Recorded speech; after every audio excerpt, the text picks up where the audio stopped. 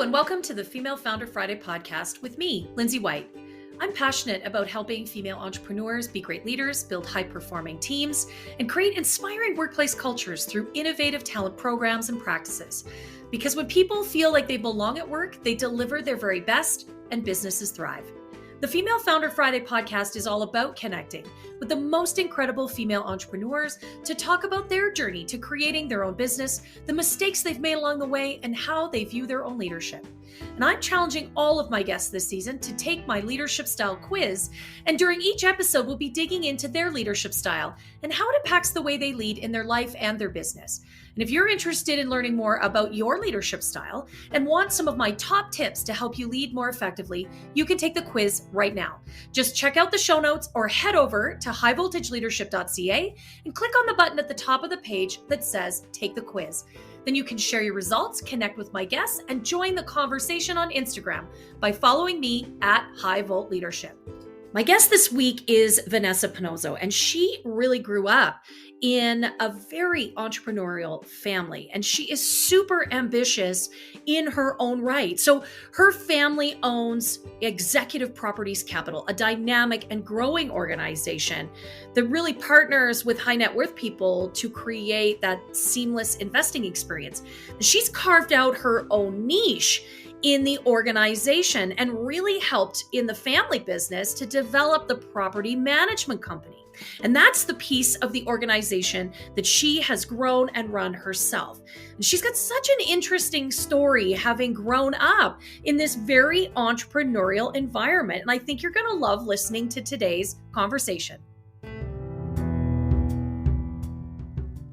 Okay, welcome, Vanessa, to the Female Founder Friday podcast. So pleased to have you here with me today. How are you? I'm well, thank you. Thank you so much for having me on. I was just saying to you, I've been such a fan of this show, so I'm super excited to jump right in and have a great chat with you. Hearts. You can't see us, but it's a love fest. I love it. Thank you for saying that. I'm always a little bit shocked and deeply flattered that anyone listens to the show at all. Like I do get sometimes people are like, "Hey, I listened. It was great." And I'm like, "Oh, really? You listened to it?" You record it, you produce it, you put it out into the universe, and sometimes you don't know. Is anybody out there? So I really appreciate the feedback. The show is deeply meaningful for me, and I have a lot of fun. I get a great deal of pleasure out of recording these conversations and then sharing them because they're beautiful, they're authentic, they're real, and they are purely focused on women in business and their journey in their business. And so to me, that's the backstory that nobody else is really telling. And I'm always honored that I get to tell it. So let's jump in. Tell us about your journey to being a female founder. Yeah, absolutely. So I'll kind of start from the beginning and I'll give a short rundown of how I got to where I am. But for me, I kind of realized, I guess at a younger-ish age when I was in post-secondary, that joining the corporate world and following somebody else's directions and kind of doing the same thing every single day and learning by reading a book was just not for me. Yeah. And I really wanted to use my mind. I wanted to apply the things that I was learning. And I really had a great opportunity to kind of join the entrepreneurial world through kind of stepping into my family business. Yeah. And from there, I was able to kind of grow and use that experience to say, okay, how can I make this better? And where do I personally fit into this business? And how can I kind of have my little piece in it and my opportunity to create something? And so I was able to kind of create a sister company to join our organization as a whole and create a seamless effect in our group of companies. And so I've been super lucky and I've been loving it every step of the way. I learn something every day and I'm so happy that I get to do this. Totally. Every day's a school day when you own your own business. Yes. Yeah. Learning curve, straight up, super fun. No, but I love that because you do come from a bit of a family of entrepreneurs. Yes. I do, yes. I think I really get it from my dad. Yeah. Yeah, absolutely. I come from a family of entrepreneurs and people who have kind of followed their own footsteps and created their own path and kind of strayed away from the norm and what's expected of you. And think it kind of runs in my blood, and I'm so happy about that. I love it. So tell us about this sister company you created. Because let me just say, I can see where, I mean, you talked about, university, don't want to be kind of the corporate, read a textbook, regurgitate information, blah, blah, blah, climb the ladder. But I can also see in a family business where it would be a little tricky. There would be moments. So how did you carve out your own path, create this sister company? I'm super curious about that. Yeah, absolutely. I think you're 1,000% right. There's definitely the little quirks that come with joining a family business. Absolutely. I'll never deny that. But we we have a group of companies that facilitates as a real estate organization. And so we work with real estate investors who are looking for a passive experience and who are looking to kind of plant their hard-earned money somewhere and never think about it again and just create that generational wealth. And our goal at the end of the day is always to provide a Costco effect for the people that choose to invest with us. And in a short story, in a nutshell, what does that mean? So they come to us with their capital and we deploy that into a real estate acquisition in the multifamily space. And everything that we purchase is distressed. So we'd already had a construction company to facilitate that, our renovation projects in-house, and where I kind of felt like we could be a little more seamless and where I felt like I could really take the lead was with offering a property management service in-house as well. So now we've been able to kind of build that business, and I've been able to take that from the ground to where we are today. And now we're lucky enough to be managing all of our properties in-house 24/7, 365, which also comes with its own challenges, by the way. But yeah. So, okay, so that's super cool. So how did you identify that? I mean, you could have gone probably a bazillion different ways. How did you identify that the property management was the right piece to build? I think we kind of always saw it as like a start to finish line and really a domino effect of like what needs to happen to make our clients happy. Because at the end of the day, it's always about them. It's always about the clients. And, it came at a time where we were receiving some negative feedback about the way that our properties were being managed. And I was like, okay, I think we have an opportunity here to take this for a different spin and to really do things ourselves. And it's been so rewarding. It's honestly completely changed the way that our investors feel about that piece of the puzzle. And yeah, it's been super rewarding. Okay, so I talk a lot as a coach about finding the gifts and the opportunities, especially in the most diverse moments, in the times when there's the most change or the most challenge. And so I really love that you saw that, okay, we're getting some complaints, we're having some issues, we're getting some static. What's the opportunity in here? Like, I think that is super cool that you really pulled that out and identified that. Yeah, I think it's so important. And like, obviously I don't come from a huge business background, but at the end of the day, you're dealing with people on obviously the tenant side of things and on the investor side of things. And if you're not making people happy, then you're not doing something right. And of course it was a moment of like, okay, if we're going to bring this in-house and start another company, like I got to go balls to the wall. I can't be afraid to do this. And like I remember having so many conversations with my dad where he was like, if you're going to do this, like, you gotta commit. Like, it's not a situation where it's like, in theory, this sounds great. Like, no, the day-to-day, like, you gotta get your hands dirty, get in the mud, get in the shit, and really make it work. And it's been just over a year, and I've gotten my hands dirty, to say the least. I love it. Okay, tell us a little bit about that. What does that look like? What have you had to get into?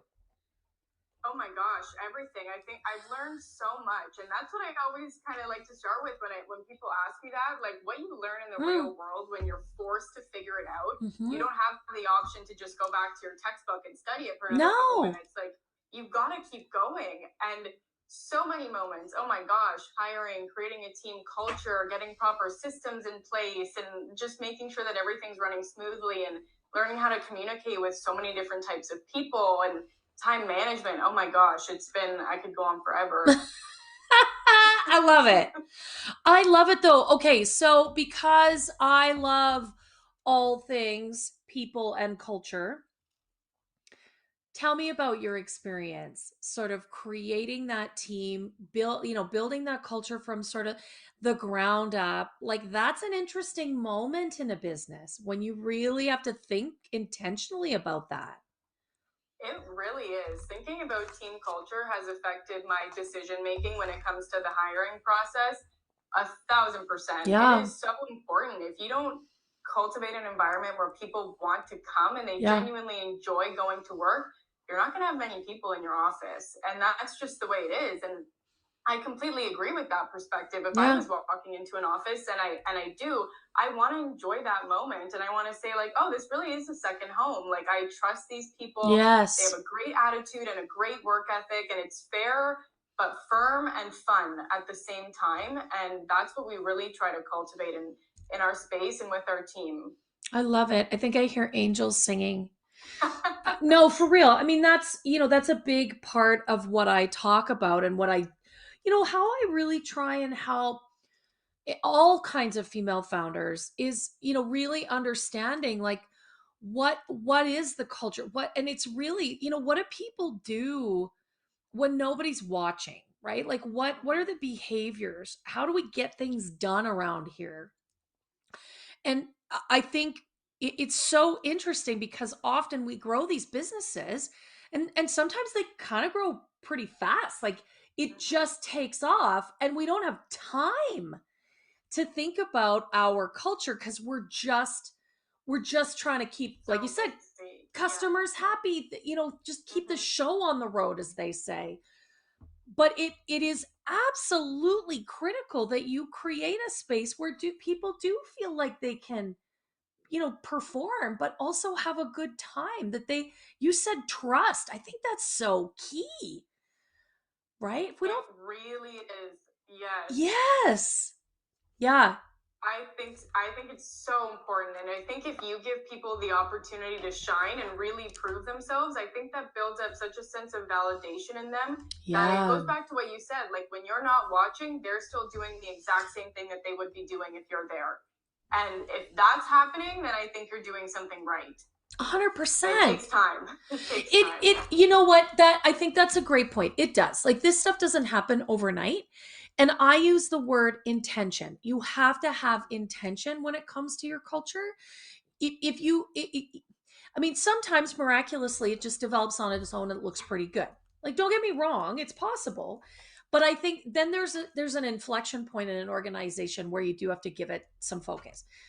But if you use that culture as you articulated in terms of making decisions about who you're adding, the work that you're doing, the objectives that you're setting, the behaviors that you're reinforcing, like if it becomes sort of the foundation, then all the other pieces work together much more cohesively, I think.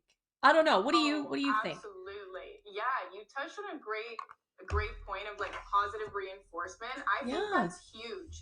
Like I even myself, I like to, Yeah. present sometimes too. And if you're not building your people up, then what are you doing at the end of the day? Like I think and it goes back to fair but firm. Like on the Yeah. opposite end, if they're not performing well, absolutely there's a conversation to be had. Oh yeah. But at the end of the day, if someone's doing something right, reinforce them, create Yeah. that positive atmosphere where it's Yeah. like, wow, like I know if I work hard, I'm going to be told that I'm doing a good job. And at the end of the day, that's all you really want to hear. Right? We all want that. We all do. We I all. think professionally, personally, like Yeah. everybody wants it. Yeah. Everybody. You know what? It's so funny because it's really simple. Tell someone they're doing a good job when you catch them doing a good job. Like it Yeah. sounds pretty straightforward, but it's surprising how often, as leaders in our businesses, that we think it, but we don't say it. Or we say it, but we don't reinforce it, right? Hey, you did a good job. By the way, here's a $20 gift card to Starbucks because you're a rock star and you deserve, or, let me take you out for lunch. Or, hey, it's a big Mhm. week. We're working really hard. Let me get you a Subway because I know you're eating at your desk because we got a deadline. Like it doesn't take a Yeah. ton of time or money to actually show someone that you really appreciate their work and they're just going to do better work. They're going to work harder. Exactly. Exactly. I love it. Okay, we could talk about this stuff all day I, because you're totally like, yeah. What we're going to talk about next, because we love to talk about leadership on the show. We've already sort of alluded to this a bit, but Vanessa's going to tell us about her leadership style because she took my leadership style quiz already. If you want to take the quiz, you want to know what your leadership style is, you can go to the link in the show notes, click on that link, go to the website, highvoltageleadership.ca. Top of the page is an orange button that says take the quiz.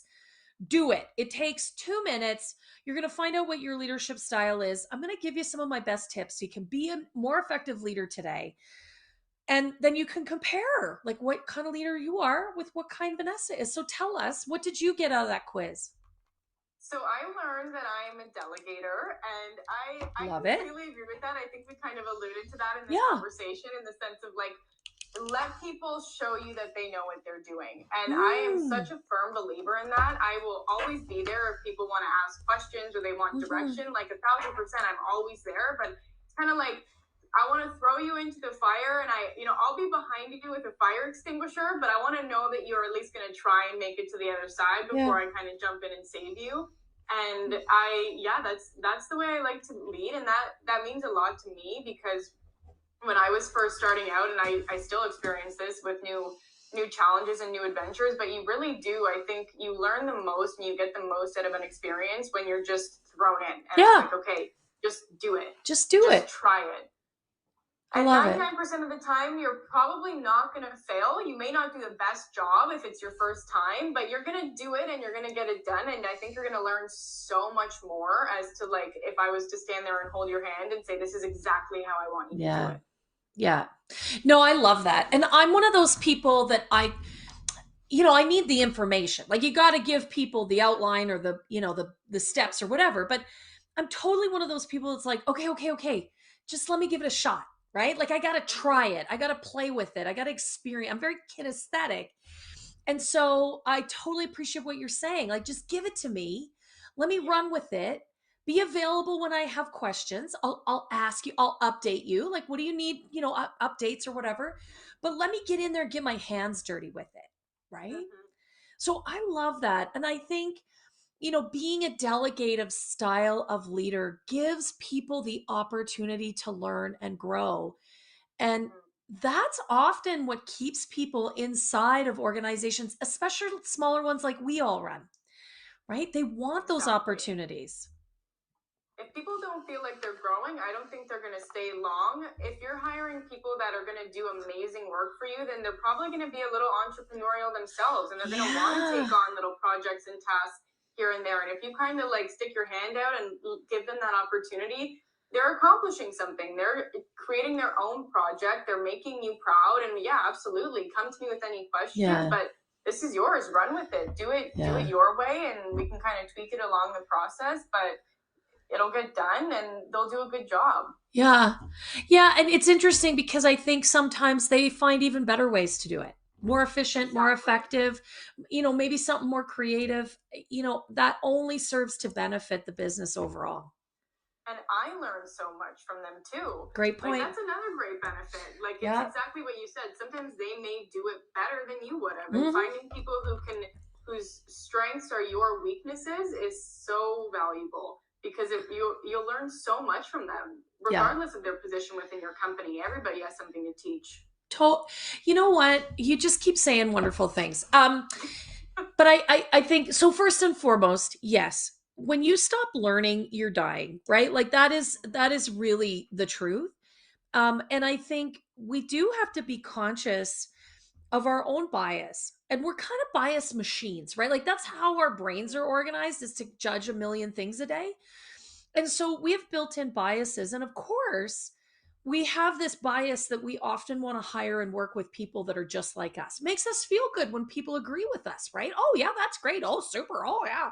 But the truth is, we actually need people that have opposing ideas and opposing processes and opposing ways of getting things done, because otherwise we're just reinforcing our own ideas, our own perspectives, and our own stereotypes.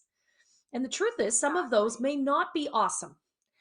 And I think that, you know, that can actually sometimes really hold us back in our organizations when we have that group think. Oh yeah, everybody's the same. Well, fantastic. You just keep repeating the same mistakes over and over again, patting each other on the back the whole time. You're not going to grow as much. It's so true. And like, this is such a small example, but like doing disc assessments with people. Oh, I don't know yeah. if you can relate, but Yeah. people that are sometimes on like the opposite spectrum of me, I work Yes. so well with them. And I'm like, okay, on paper, it looks like I shouldn't hire you, but giving you that chance, I'm like, wow, I really needed someone who was maybe a bit more quiet and maybe a bit Yeah. more reserved, but when you have the opportunity, you have absolutely fantastic ideas and you're so supportive along the way. Whereas I can be maybe a bit more firm or a bit more loud and a bit more rough around the edges to kind of get to the end Yeah. goal. And yeah, like opposites really do attract. Yeah. You know what? I mean, the disc assessment's an oldie but a goodie, right? And there's so many of them. You have to find what works for your organization and what you're trying to accomplish. But the disc is really, it's kind of a foundational one. But I think you bring up such a valid point. Like we really have to be conscious of understanding what are the things that we lack as especially as we lead our own businesses, right? Because we sort of start off generally by doing it all ourselves, and then we build some team. And actually, if we're not, so in the disc profile, right, if we're a high I, so that's influence, that's personality, you and I clearly have pretty big ones, but we are likely more low C, which is compliance, that's the details and analytics. And so we need people that actually are high C in that sort of context. We actually need people who are high compliance, who can do the analytics, who really appreciate the value of details, because actually that's not what we do very well. And the truth is, Exactly. you got to have some of that inside of organizations, or some important little pieces get missed, right? 100%. Yeah. I think too, you have to really you made a good point. You have to really, like, I think, take your ego out of it as a leader. And say, okay, you know what? I can't do it all. And that's okay. Like, I am not good at this. So I'm going to find someone who is, and they're going to be my best friend. And it's going to be great. Yeah. If you think, like, if you keep going with the mindset of, I can do it all, I'm the best leader that there is, I don't even need anybody, like, what kind of culture are you promoting, even just yourself? If that's what's going on in your head, let me just say this out loud. If you think you're the best leader ever, you actually need my help. You should call me immediately. The best leaders, right? My information's on highvoltagecoaching.ca. Let's get in touch. The best leaders in the world are the ones that recognize that there's always work to be done, that leadership is a journey, and that the journey continues and it doesn't stop. The learning, the growth, the opportunities to continue to develop your skills. And being a great leader means developing other leaders. So when you feel like that, that your journey is starting to come to an end, it never is. So I absolutely love that. And thanks for, letting me get in the little shameless plug. I want to ask you, you sort of talked about a little bit, but on this show, we always talk about, where have we screwed it up or messed it up or made a mess? What does that look like for you? What have you learned from that? Oh my gosh, so many things. I think for me, one of the biggest mistakes that I made was getting in my own way way too much. I think I can and still am a little bit my biggest critic and the biggest roadblock. And I really learned that, like, you take yourself out of it and, like, take a step back, like, out of body, and look at yourself, like, you're accomplishing so many great things. And it took me so long to really realize that and come into that. And that really goes hand in hand with confidence as a whole. And I think if you have confidence as a leader, then you're going to do great things, and you're going to inspire people, and you're going to lead them in the right direction. But if you're constantly in your shell and you're, like, having that imposter syndrome of, like, who am I? Like, what am I even doing here? Like, how do I even deserve this? Like, what am I doing? Then that's going to send you on a very downward spiral very quick. It's so interesting because I see so much of that. I mean, that's a lot of what brings female founders to work with me, right? Is they do, you talked about getting in your own way. I think that's a great way to put it. Certainly, Michelle Obama really opened the conversation up about imposter syndrome. It's even bigger than that, but it's really about that negative conversation in your own head. You sort of, gave some phrasing to it, but in some way, shape, or form, it's that inner voice that says you just might not be enough, smart enough, fast enough, skinny enough, brave enough, right? No, have enough education, have enough, fortitude, whatever.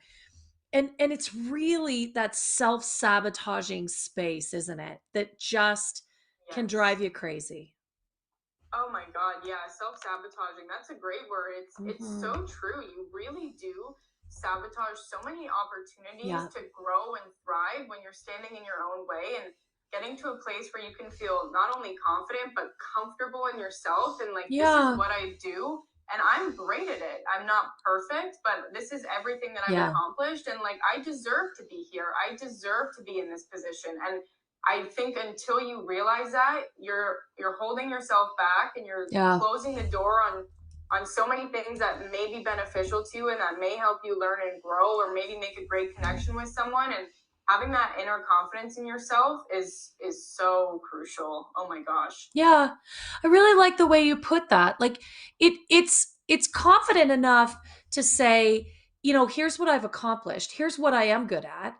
I think also humble enough to say, here's where I still have work. Here's where my journey continues. Here's where I need support or learning or whatever, right? So I think, the two of those things together, coupled with a little bit of courage, right? A little bit of courage to just kind of be a little scared and still do it anyways.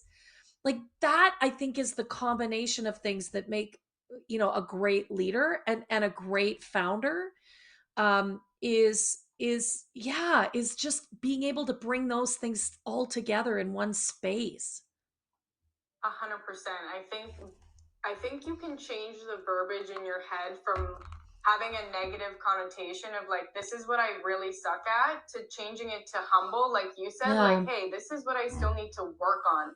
I'm not terrible. It's not the end of the world. I'm not a loser. Like I deserve to be here. And like really get rid of that like negative self-talk and change it to being humble. Like, I still have work to do in this area. Yes. Okay. I'm okay to admit that because admitting it and saying it out loud is only gonna benefit you. Kind of keeping it like bubbled up in your head and not sharing those things with anybody and just like going on being scared of jumping into certain situations because you don't want to fail is holding you back. Totally. And so I'll add into this conversation. One of the things that I do, my group program called Positive Intelligence it really is the tools and techniques and the practice and accountability that actually starts to tackle some of that negative self-talk. And I did this program 2 years ago, and now as a coach, I get to lead people through the program, which I love because it's so powerful because it's in our own head. And I struggle with mine all the time, right? Like 2 years later, I'm still doing my own work, right? But that is when we can get a real handle on that internal negative dialogue. We can be so much more impactful, and we can change the conversation. At the way you beautifully articulated, I still have more work to do here, or I clearly have something to learn in this space, or hey, I guess I get to do this again tomorrow. Today wasn't my day. And when you can just flip the script, the tricky part is it's hard to do that on your own because your own brain is working against you. So if anyone's listening and is really struggling with that negative self-talk, I have the program for you, and you can go to the website and check it out. Positive Intelligence is what it's called. It's been so impactful for me and helping me change that conversation. So thank you, Vanessa. I mean, we could go on for hours here. This has been, we really could. we really could. This has been a beautiful chat with you. Thank you so much. I really appreciate how much you shared with us today, and just how articulate you were about some of the challenges and things that you've bumped up against, and how you're moving it forward. I just love it. So thanks for being here. Thank you. I really appreciate it. And thank you for creating such an awesome platform. I don't think the struggles are spoken about enough, and I don't think No. we get to encourage each other enough on spaces like this. So I appreciate having an outlet to express all of that. Oh my gosh, like I said, I'm absolutely honored. I love having these conversations. They're so powerful. They really are. Thank you so much. Oh, such a pleasure.